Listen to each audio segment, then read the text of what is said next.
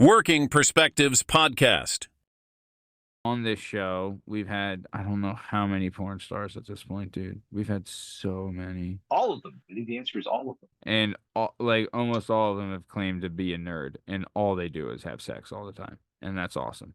So it's like they're sex nerds. Maybe they're sex nerds. That's I it. was They're gonna say, yeah, nerds. they're sex nerds. Yeah, they're sex nerds. Yeah. Welcome to Ask AI. And there's this freaking nerd in the front row. There's a total nerd in the front row. He's like, what is that, fringe? Did you spell fringe? And I turned around and I spit all the sunflower seeds in his face. Hosted by Matt Lavelle and Bern Podcasty. I'll tell you this right now. The Big Bang Theory might be the most annoying show in the fucking history of the planet. It is so awful. It is so shit. It is exactly what I'm talking about, Bern. We talked about this earlier. The most annoying people in the world are know-it-alls. The Big Bang Theory, it's a show of know-it-alls. All right? Dog shit show. Please like and subscribe. Yeah, I would love to be a sex nerd. Oh, you're such a sex nerd. I've done enough research to be a sex nerd. I'll tell you that. Enjoy the show.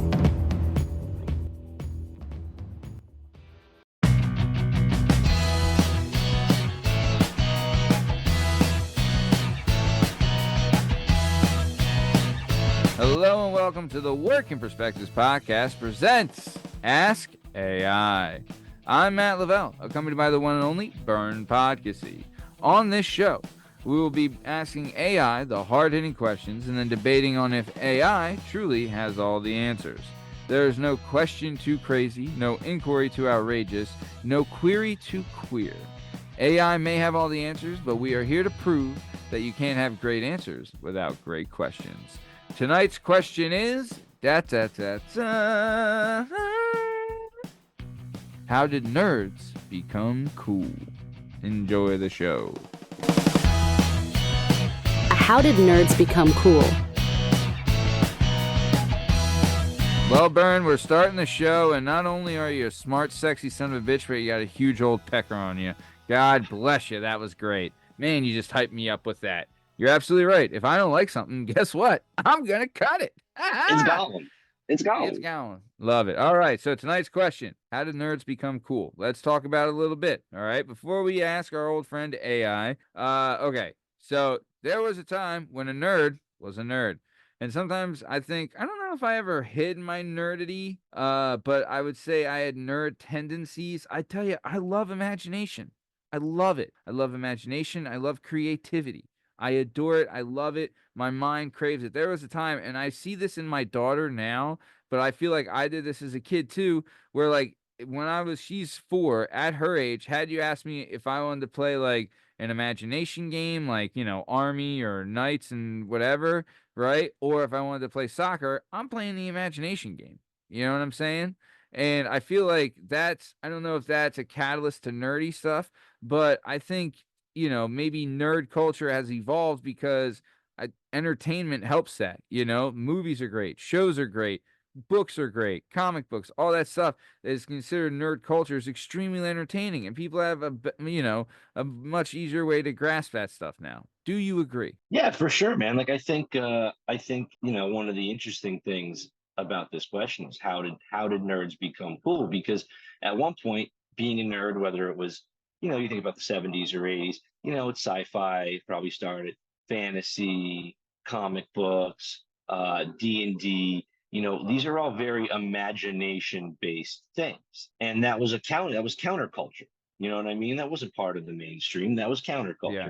And if you reached a certain age and you were in high school and you still liked imaginary things, then you were a nerd because there was football and music and breasts. And if you weren't concentrating on those things specifically, then yeah, you were going to be a nerd. And at some point, and I feel like I'm in the same boat as you, like I never really hid my love of like comic books and sci-fi, but I didn't it never occurred to me to lead with, either. No. Like when I was in middle school and high school, like I still played, I played sports and I did other stuff, but I would be more likely to lead with those aspects of my personality than I would be with the fact that I was collecting Star Wars figures and keeping them in the box, Yeah, yeah. I think there's levels too. Like, I mean, I don't know, and there's different types, right? Like, I would say I lean more towards like a fantasy realm nerd. I'd say, are you more of a sci-fi nerd? Probably more it's like sci-fi based. Yeah. Which is, there's nothing wrong with that, right? Both sides of the coin are good, but I don't know, I love a good side. Like Star Wars, I think is just too good to, not be incredible, right? And like what they're doing now, like Acolyte. Have you been watching Acolyte? Oh, Sure have. Sure oh have. my God, dude. I mean, I thought Andor was their best stuff. Like Andor is by far the best thing Star Wars has ever done. But this, I mean, Acolyte is really good. I think Andor is the best thing Star Wars has done since the original trilogy.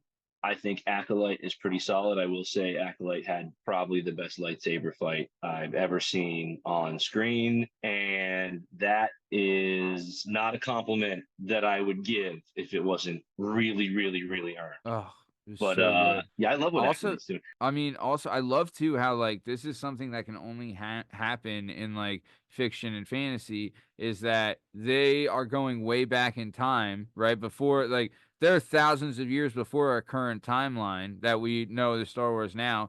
So there's different fighting styles that have been lost to time, right? Mhm. Like, so like these guys have, like, the way these guys are fighting and these different things, like, oh, that's just how they did it back then because they fought differently and we've evolved to fight in a different way now, maybe from fighting more droids and fighting people, whatever, right? Or like the Jedi way was kind of lost, so we didn't really know, even in the prequels, that we didn't really, like, you know what I'm saying? We saw some, but then when it was evolved, because back then they trained, whatever, right? The fact that they have the ability to write that in there, you know what I mean, is genius, right? Like, It's that's ever true expanding. creativity. Yeah. Right, Yeah. and it's ever expanding, and I think at the core of nerd culture and nerdiness, ever expanding is very important, right? Because it doesn't put a limit to the imagination. Like you Mhm. can go forward in time, you can go backward in time, you can tell any Mhm. story you want, and that's really important as far as like being able to just I look at some of these people now. The people who are writing Star Wars now are people who are my age who grew up watching the movies when they were young, and Mhm. then the movies went away for a really long time. And so there were books and there were comics. And that's the stuff I read because that was the only way I could get my hands on new Star Wars. Mm.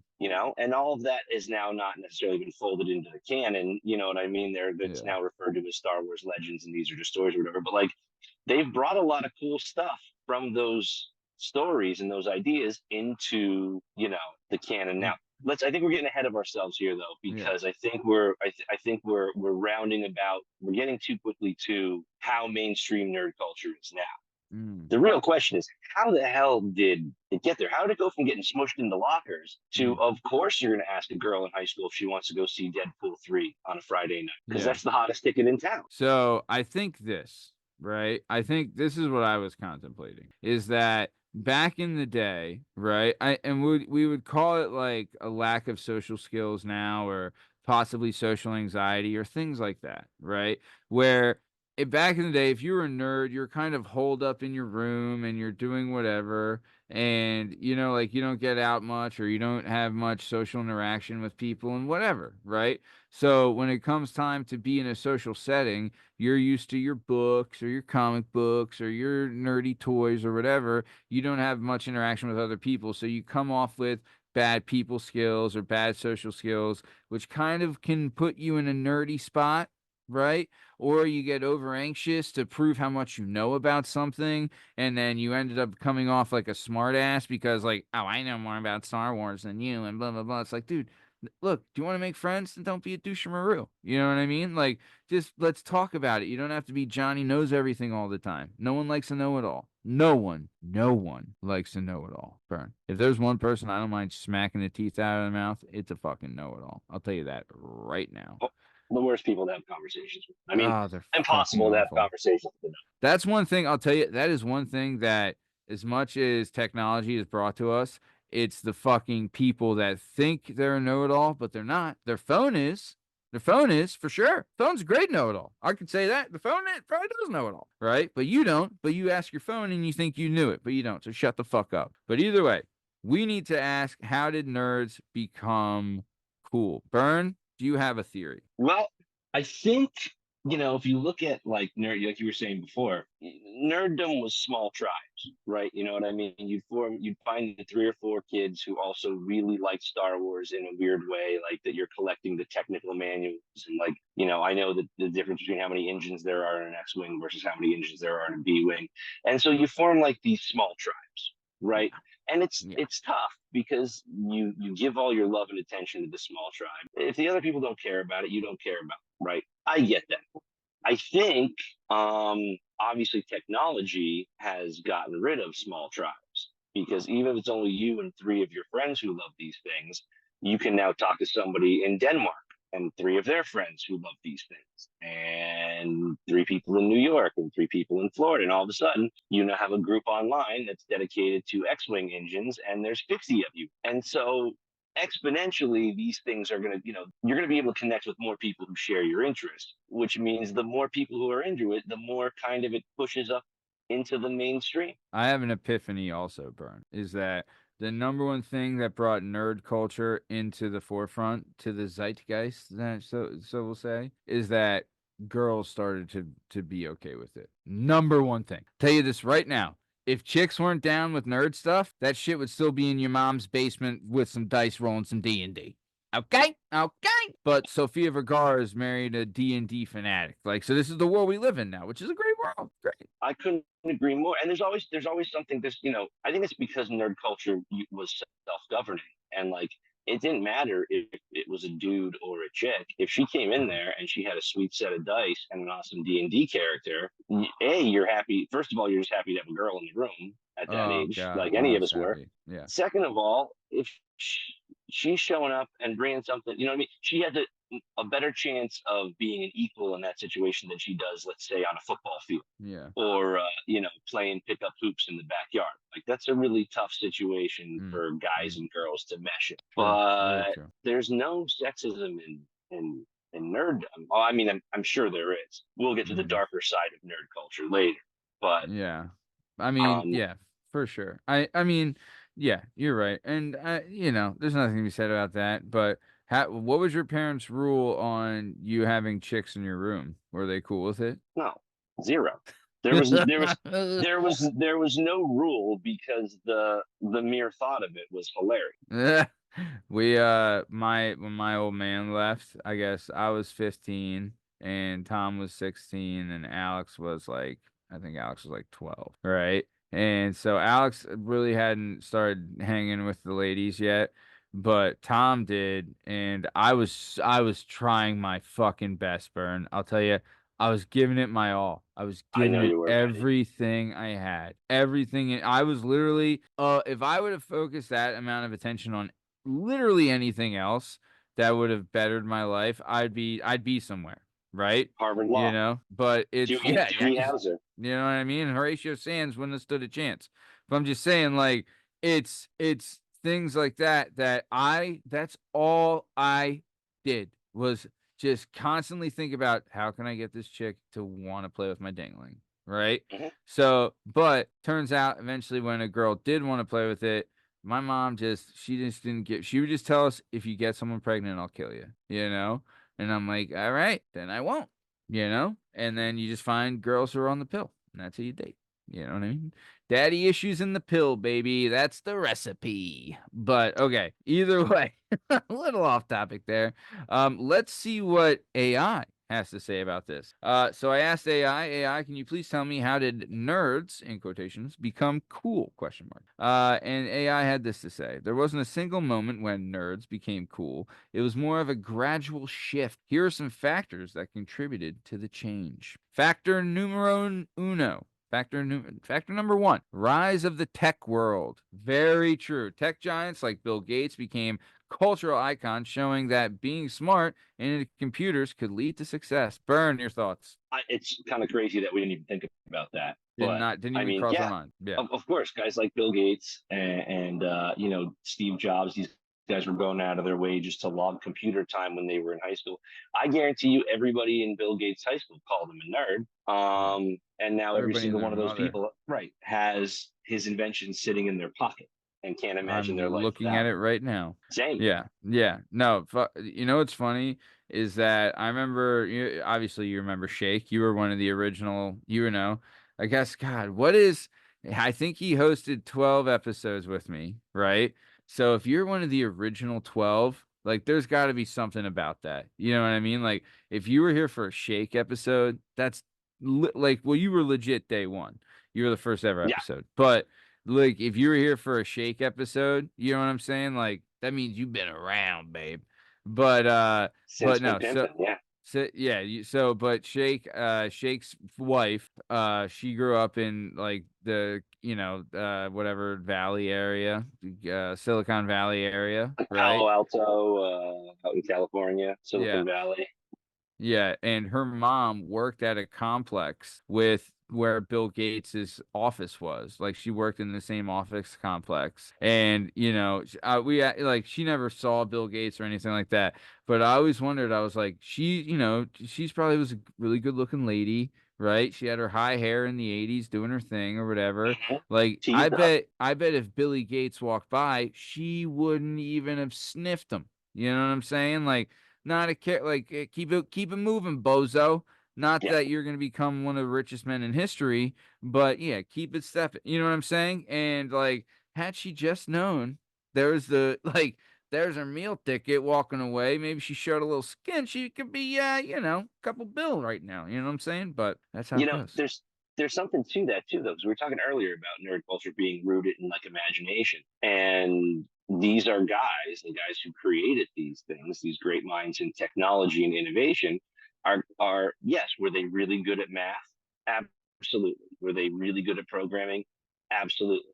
But their greatest asset was probably their imagination, Yeah. and the ability to see how the future was going to go. Personally, like my uncle, my mom's youngest brother, went to Bloomsburg on a baseball scholarship. Okay. He quit playing baseball after his sophomore year because he was really wrapped up in his schoolwork, and now he's like in his early 60s now. So, do the math. But he got into computers early, and then he spent most of his professional career traveling around the world and helping banks set up systems, and met, his second wife, Rita, in Dublin, and moved back to the States, and they had kids, and now he's running.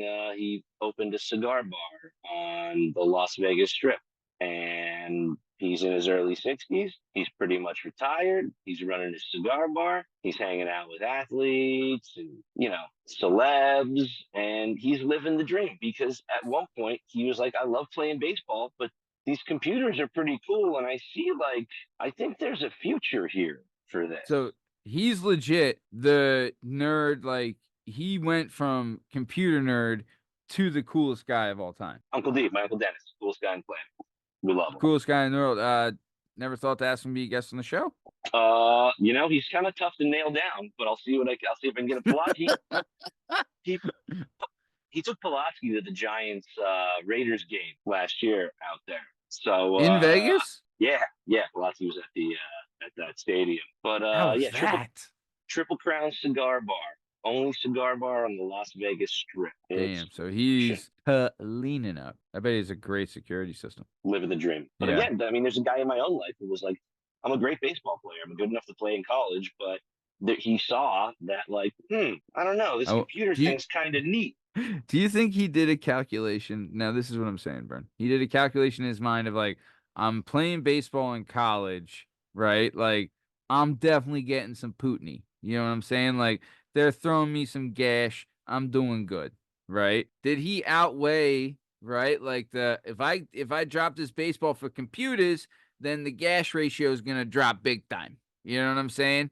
Is it worth it? And he said yes. So there you go. That's long. He's thinking the long game, and also, he's playing baseball at Bloomsburg. He's, I think Michael D's probably about 5'9", like 175 pounds. I'm 5'11", back Bern. in that If you day. didn't know that. I'm 5'11", if you didn't know. Bullshit. And I don't think the majors will call him. Hold on. Do we need to ask AI how tall I am? Because we'll fucking do it. Okay? I mean, little off Don't topic. tempt me. We might want to save that for like our 100th episode. Don't tempt me, because I will. Okay, so we've got enough. So rise of tech, that was one. Very true. Second Makes thing sense. that AI says, the internet. The internet connected people with similar interests, allowing niche fandoms to thrive, making nerdy topics more accessible. We covered that. We said the same thing, Yep. right? Yep, we were on And top of then, yeah, all over that. The other thing, pop culture shift. Shows like The Big Bang Theory depicted nerds as quirky but ultimately likable protagonists, challenging stereotypes. I'll tell you this right now, The Big Bang Theory might be the most annoying show Dog shit. in the fucking history of the planet. It is Dog so shit. fucking awful. It is so shit. It is exactly what I'm talking about, Bern. We talked about this earlier. The most annoying people in the world are fucking know-it-alls. The Big Bang Theory, it's a show of fucking know-it-alls. All right? Dog shit You know show. what? People Absolute might think dog they're shit show. smart, but if you're not smart enough to be able to have a basic conversation with someone, then you're a fucking idiot. Okay? You're a fucking dipshit. If you really want to have a bad time, go online and look up Big Bang Theory no laugh track. Watch a scene from the Big Bang Theory where they remove the laugh track. It's the worst thing ever. There's not a joke on the page, man. There's not a joke on the page. I don't know what it is. I don't know. I don't know what it was supposed to be. I don't know why it worked. As a guy, I mean, now, okay, let's just, because we have to address this, and this happens with everything that shifts from counterculture to mainstream culture, and that's gatekeep, right? That's the whole idea of I've liked this for so long that I'm not willing to accept anybody else. Like, if you don't know everything about, like you said, know-it-alls, if you don't know everything about Star Trek, then you can't have an opinion on Star Trek. If you don't know everything about Spider-Man, then you're not allowed to have any opinion on Spider-Man. Yeah, it's kind of funny. It's happening. Douchebags. It's happening right now in like the WNBA, right? Now all these people are watching the WNBA. All these new critics are now watching. Everyone has opinions. There's all these old hardcore WNBA fans who are like, we don't care about your opinions because you weren't here. What did you just say? What? That's a thing? Old hardcore WNBA fans? Yeah. That's a fucking Like, lie. Ex-players. It's really what it is. Mostly what it boils down to. But the idea being that, like, more people are watching it, which means you're going to have more opinions, which means you're going to have more criticism, which means you're going to have more people who are going to go, I've been here since yada, yada, yada, and I don't care about your, but it's actually a good thing, right? Because it means there's more eyes on the product. There are more people getting involved. There are more people who, just because they don't know everything doesn't mean that their opinion isn't valid. And that has a lot of time has been the what I'm most surprised by of nerd culture moving to mainstream is we've gotten through those gatekeepers, because nerds at one point were very protective of theirs. And if you didn't know every little detail about the thing they were into, then you could go take a hike. When meanwhile, you might just be watching Iron Man for the first time and going, hey, I never read the comics, but this was cool. I'm into this. Yeah. And I always felt like if nerds, they were so alone for so long, like, you should be accepting of everybody. You know what I mean? Like, that's the one thing you've wanted all along, was to be accepted as a nerd, right? You're now being accepted and you think you have the right to cast people off, right? Like, don't you remember what that felt like? Like, who do you think you are, nerd? It comes down to being like, there are people who are gracious winners and gracious losers, and there are people who are bad winners and bad losers. When you have that kind of gatekeeping thing, those are people who are bad winners. Like, oh, I see you finally like the things I like now. Now I'll use it to make you feel small. And that's what I'm most surprised by, that nerd, culture was able to overcome and get into the mainstream, because there's a ton of that, man. There's a comic book shop, the wrong comic book shop, and I've been going to comic book shops for a long time. The wrong comic book shop can be a very unwelcoming place. If you walk in and you haven't been around in a while and you're not quite sure what's out, and there's 3 people there who hang out there all day, every day, and you come in asking about, like, what's up with the new Preacher? I'm going to check out The Boys, or, I'm going to, like something that just got adapted into a movie or a show. And all of a sudden they look at you like you're some kind of, you're only here because you want to check out The Boys because you like the TV show. Well, so fucking what? Yeah. Yeah. Yeah. Got me in the door, bub. Right. I'm in the Yeah. door now. Yeah. I'm now open to this expression. I'm open to this medium. Now I say that there are a lot of comic book shops. Most comic book shops I've been to are thrilled you're there and want to talk to you all day about Yeah. whatever you.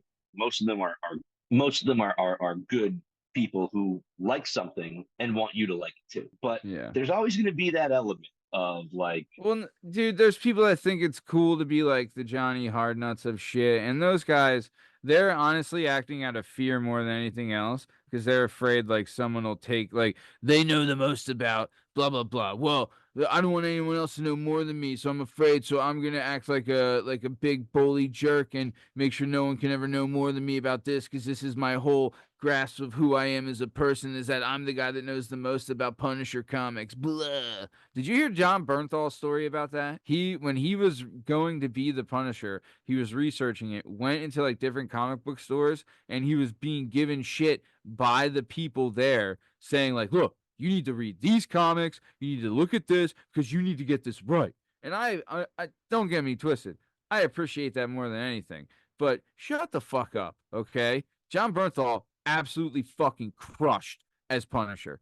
He well, also fucking crushed. not only did he crush, but he was there. He showed up because he wanted to research it. Correct. So don't threaten the guy. Invite No. him in. Say, Yes. man, we want Bring it in. you Bring it to in. do well Yes. because we love You're this. representing us here, you know? Yeah. So, and then the last thing that AI says is comic book movies. Obviously, what we've just been talking about. Superhero movies became blockbusters, bringing fantasy and comic book culture into the mainstream. Last thing they said is overall, the lines between mainstream and niche interest blurred.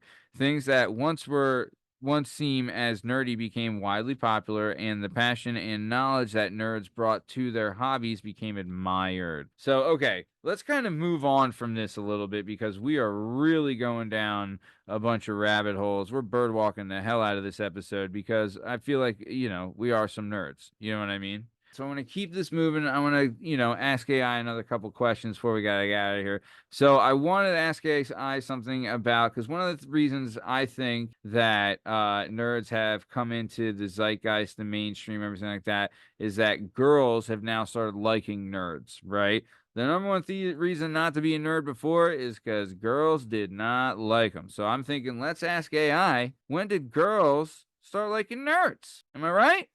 Fire away, Gemini. So, okay, Burns, we're going to keep it moving. The next question I'm going to ask AI is, hello, can you please tell me when did nerds start getting girlfriends? Want to hear a funny story real quick? Because I'm going to tell it to you. The word friends, right? I often spell it incorrectly. The whole I before E except after C thing always gets me, right? One time back in high school, I was a senior in high school, right? And during wrestling season, we would chew on seeds a lot because it could help you spit. You could it has protein. You could eat a little bit of it and still get like something in you. You know what I mean? So like if you had a day where you were allowed to eat, but you weren't allowed to eat a lot, then I would do seeds, right? And Okay. I remember I had a big thing of seeds in, right? And I'm in a class and the teacher was like, does someone want to come up and spell this thing on the board or whatever? And I was like, yeah, I'll do it. So I came up and like, I'm up at the front of the class and I'm like, I'm a big schmoozer in the class. I'm one of the clowns. I'm one of the funnies. You know what I mean? You don't And have to tell me that. I'm writing something on the board and he asked me how to spell, told me to write friends and I spelled it wrong. And there was this freaking nerd in the front row. It was a total nerd in the front row. He's like, what is that, friends? Did you spell friends? And I turned around and I spit all the sunflower seeds in his face. Yeah, so fuck that guy. He got what's coming to me. Dude. If you would have just been like, oh man, you spelled whatever. But if you try to fucking punk me, fuck you, dude. Try to fucking make me look stupid in front of everybody. That's how nerds get beat the fuck up. Try to make guys that are bigger. Yeah. Try to make guys that are bigger and stronger than you look stupid. Quick way to get beat the fuck up, nerd. You got a face full of seeds for a C- joke. Not worth it, bro. Yeah. Not worth it. Yeah, that guy was definitely a virgin until he was 50. So, okay. Or at least he was a virgin until he paid for it. Hello, can you please tell me when did nerds start getting girls? And the answer is thus. Bern, do you have an idea of what it's gonna say? Well, I don't know. If I had to guess, I would say that the inclusion of a lot of women into nerd culture made that easier. Yeah. It wasn't just specifically a male thing. And not to be too pessimistic, but as soon as they started making money, Yeah, at least they could afford them. Because I'll tell you, girlfriends, wives, they are expensive. Let me tell you. Okay, so here we go. This is kind of something that we always get at the beginning of every AI statement. It says, something to the fact of like, there's no single point in history when, or it's hard to tell, or it's impossible to know. So, okay. You know what I mean? So it's, what are we calling, what did we say last episode? They're cop out. Yeah. A lot of cop wishy-washy. outs. Yeah. Probably So, okay. wishy-washy. So here's AI's response. They say there's no single point in history when nerds started getting girlfriends, and here's why. Nerds have always been attracted to people. People with niche interests have always found partners who shared their passions. Very true. It's exactly what you just said. And then it goes on to say the stereotype isn't accurate. Not all nerds lack social skills or struggle with relationships. That is also true. I would say a majority of them do, right? Mhm. But like I think it's how they learn how to communicate with people, right? Like if you know nerd talk or you know what I mean, like or get nerd references or things like that, then I think you're easily, you can get in and start the jokes and all that stuff like that. You know what I mean? And then it finally says the definition of nerd has evolved. Many interests once considered nerdy are now mainstream. Yep, we recovered that. But it Mhm. does say, however, there has likely been a shift in how nerds connect with potential partners.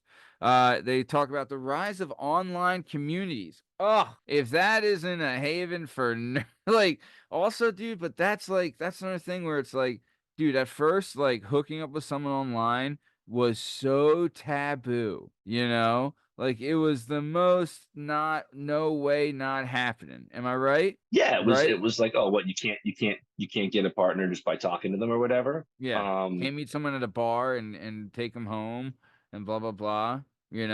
Oh, instead you have to have like 5 or 6 conversations via text before you have to meet someone. What the hell, dude? Right. And think about how normal that is right now for people to meet online or through apps or Yeah.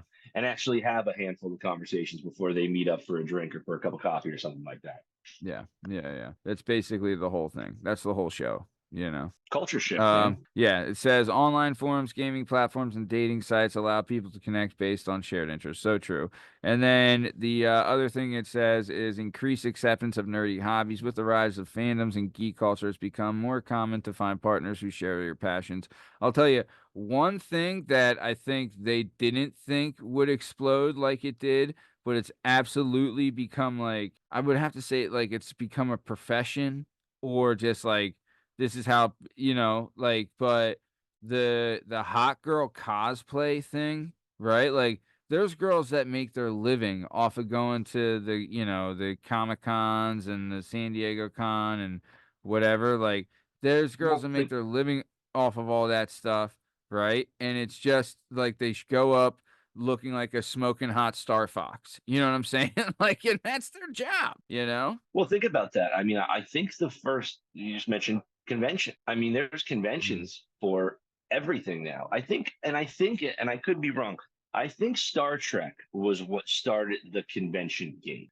I think Yeah. Star Trek was one of those things, and I'm talking the original Star Trek, the show, first couple movies. I think that was like what started the hey, we're all going to get together at one place once a year, and everybody who likes our Could you shit's going to imagine the come do it. orgies at the original Star Trek con? Oh, the orgies. Unbelievable.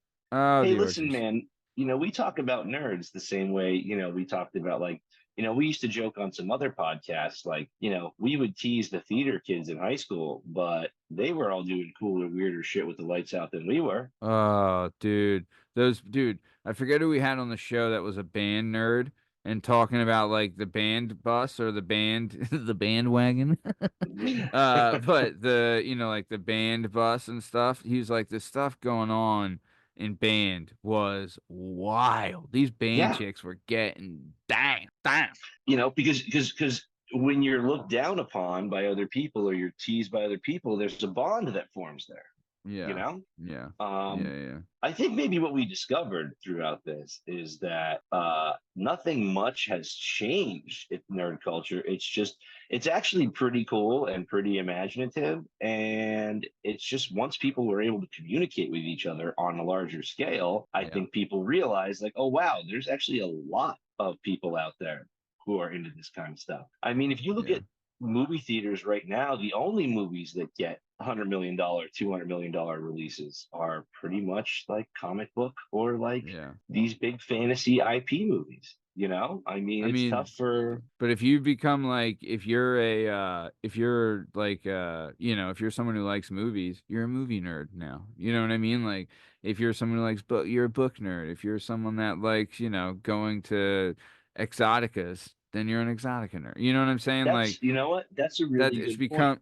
it's become mainstream to become like a nerd about something, The word itself is no longer just means No. you're an outcast who likes something that no one else likes. The word now means like you're really, really into and passionate and knowledgeable about Hmm. something, which I would argue is when did nerds start getting chicks? Like, I mean, regardless of what you're into, I feel like women kind of like people who are knowledgeable and passionate and show like Yeah. real, Interest. dedication. Yeah. It speaks to other positive characteristics. I'll tell you this, on this show, we've had, I don't know how many porn stars at this point, dude. We've had so many. All of them. I think the answer is all of Yeah, we've had a lot. We've had we've had a ton. And like almost all of them have claimed to be a nerd, and all they do is have sex all the time. And that's awesome.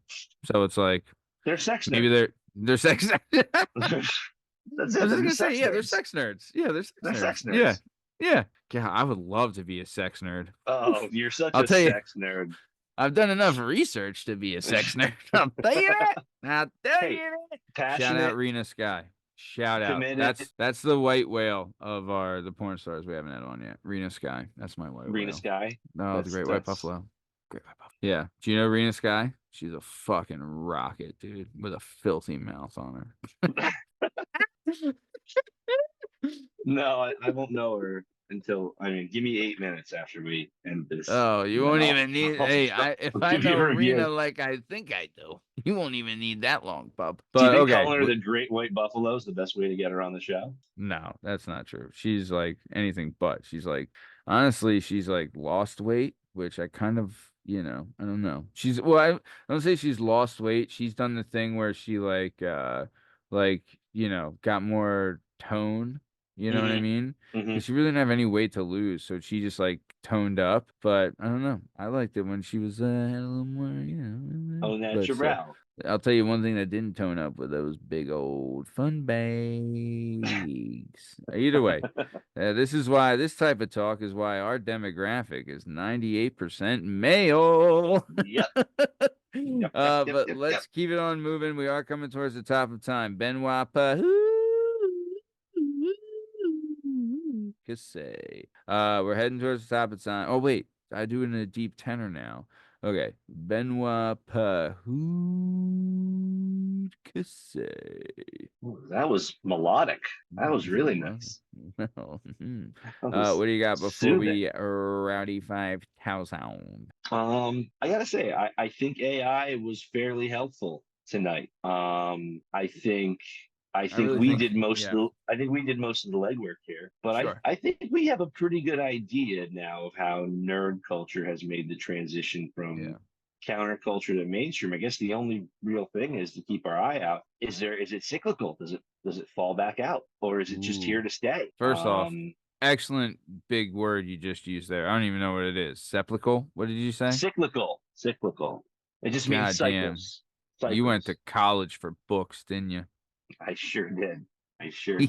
You did some of that good book learning up there at I that did some- school, didn't you? Did some book learning.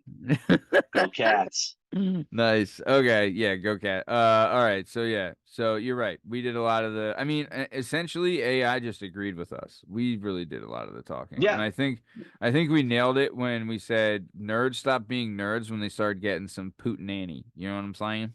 As far as measuring sticks go, that's a pretty They've good been, one. they've been measuring and dipping. Apparently, I mean, like, I think it also came out that not all nerds had small peckers. You know, like some nerds were laying some wood. You know. Of course. I mean, it's the laws of probability, man. You know what I Yeah. mean? Yeah, them mouth breather and gamers that yeah.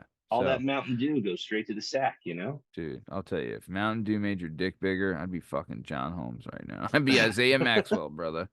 Um, it's odd now. It is Fan of the odd, show, like friend of the show. fan of the show, listener of the show, former guest of the show, great guy. It is odd that because of like the Twitter, like like I follow a bunch of the people we've had on the show, Sure. and X, I should say, not Twitter, X. X is lawless. X is legit Yeah. lawless. Yeah. So like some of the posts I see up there is a lot of getting down and getting busy. And I've had Isaiah Maxwell on the show and I've talked to him and he was really cool. And now I just see him like piping down ladies and it's like, oh man, like, gee, like I know Hey, you, dude. that's my pal. That's my Yeah, I pal up get to there. see you. I mean, we only talked for 2 hours, but I don't, like we talked long enough that I don't want to keep seeing your dick everywhere. It's weirder now. Yeah, this whole thing has gotten a lot weirder. He was awesome though. But either way, we are coming towards the top of time. Burn, anything before we get out of here? No, man, I think we nailed that one. Nailed it. I think we nailed that Crushed one. it. Thanks to AI for Shout out AI. agreeing with two smart guys who really know what they're talking about. Yeah, thank you AI for doing that. And for anyone listening, we need a question for next week. So leave one in the comments. And if you do, before next week, we'll use it. And if not, then you lost your chance, and you'll never get one again, ever. Don't sleep. Sleep is the cousin of death. Well, yep. Speaking of seeing Isaiah Maxwell's monster hog, this has been another episode of the Working Perspectives Podcast presents Ask AI. In case you're wondering, you can find all our stuff and all our content and all podcast platforms and YouTube at Working Perspectives Podcast. You can also on Instagram at Working Perspectives Podcast and join us on Twitter and TikTok at Working P Pod. If you'd like to be a guest on the show, please email us at workingperspectives@gmail.com and please like and subscribe, and we'll keep bringing you this sweet, sweet content. Thank you so much for listening, and have a good one. Thank you. See you. Working Perspectives Podcast.